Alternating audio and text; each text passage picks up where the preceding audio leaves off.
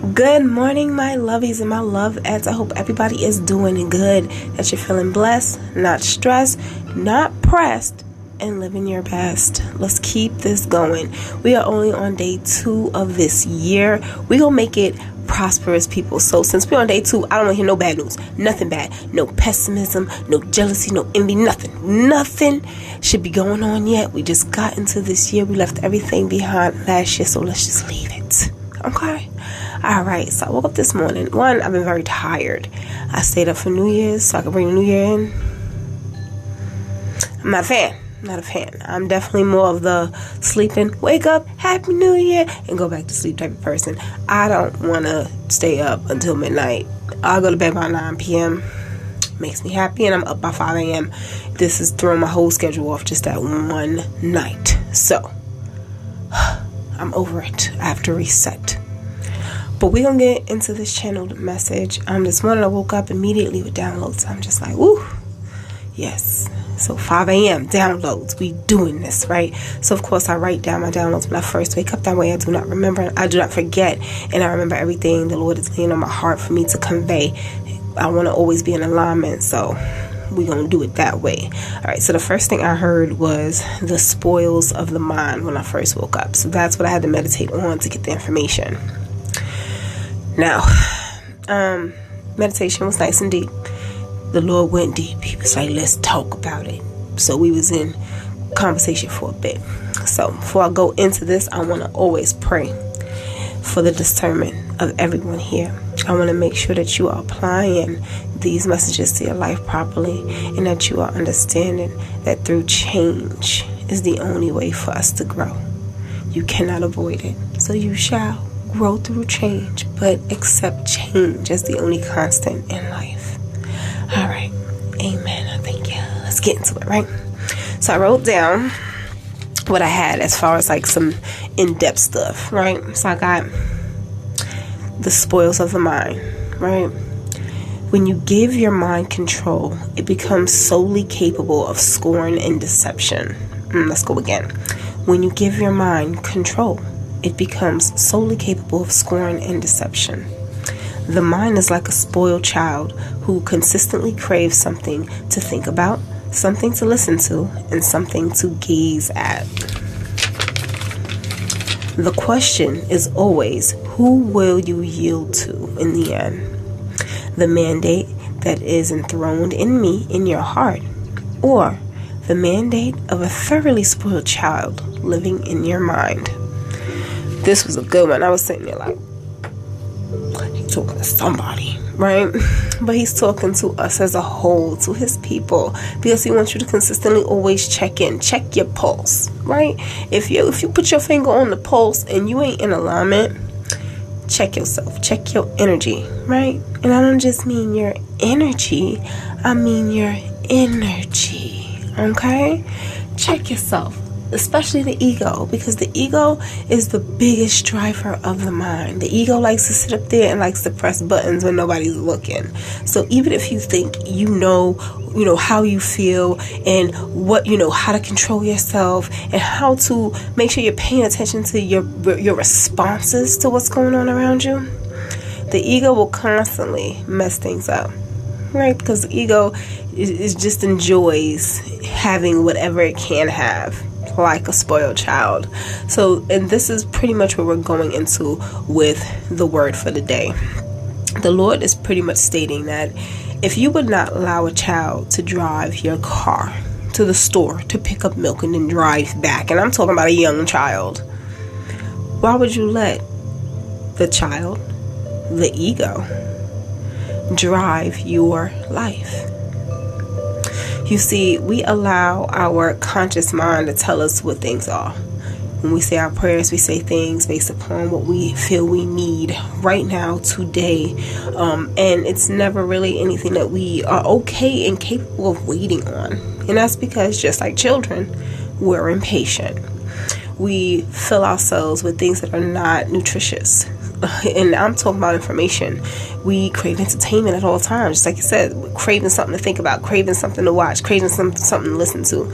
So we'll take anything. We absorb social media, TikToks. We enjoy, various YouTube videos.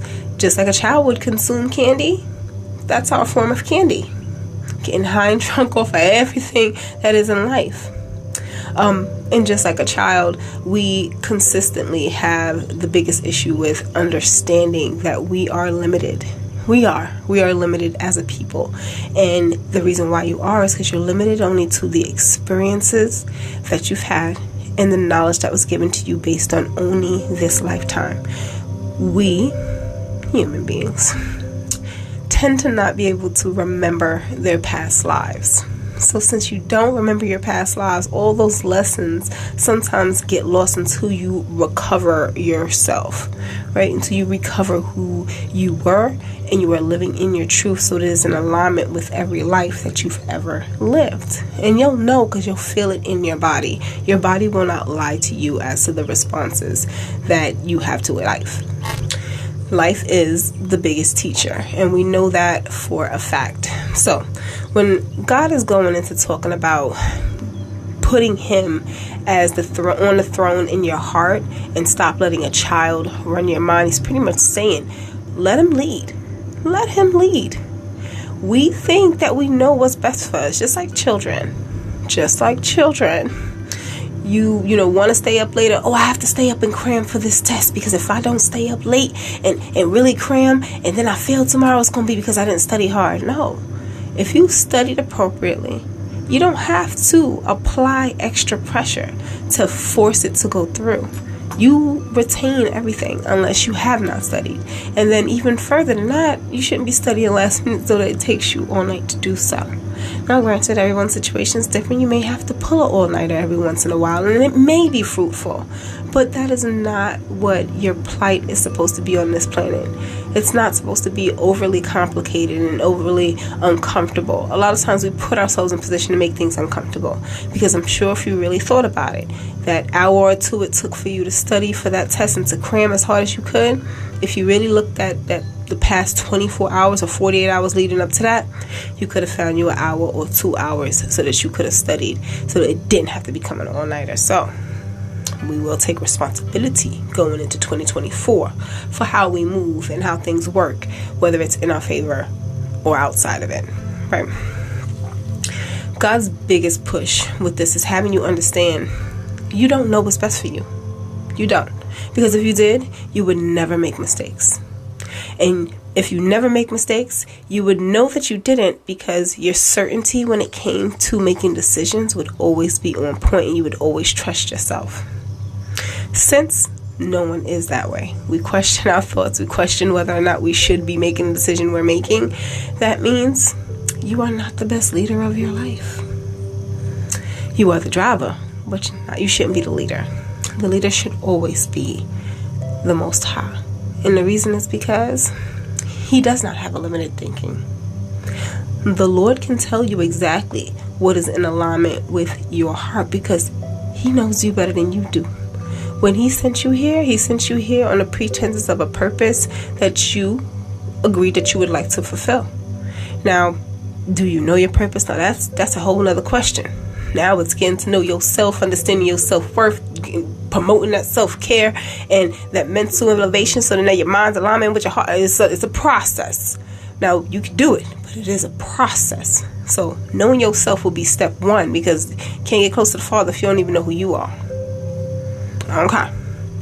But the main gist of this is for us to understand that God knows what's best for you. We're so quick to put out trust into people in the world. We'll trust, your best friend and your cousin and your uncle from, your daddy's side. We'll trust everybody. But we have a hard time trusting in God. And that's a slap in the face, because where your cousin will do you wrong, your sister will forget to show up for you, and your uncle may even take something from your house he wasn't supposed to take. God will never do you dirty. He never has. So for you to have issues trusting God over people, that's where you need to check your energy, right? Because as you start to do so, you start understanding how this world really works and how to find ultimate fulfillment.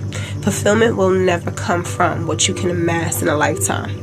It will never come from the people who agree with what you say without understanding what you mean. It's always going to come from yourself. Because as long as you're in alignment with you, you never have to worry about what anybody else thinks, says, or does. And you being in alignment with you means you're in alignment with the Most High. And now that, you a power duo. Now you doing big things. Alright? It even says Proverbs 3 verse 5. Trust the Lord with all your heart and lean not into your own understanding. Trust the Lord with all your heart, because that's what He leads. The Lord leads the heart. The Lord gave us the two most top things that He gave us when He put us in the Garden of Eden. The first thing was the heart of the being, and the second was the authority over the garden. He gave us the authority to be there. But that first thing, the heart, that is what is different between us here as humans and the angels above.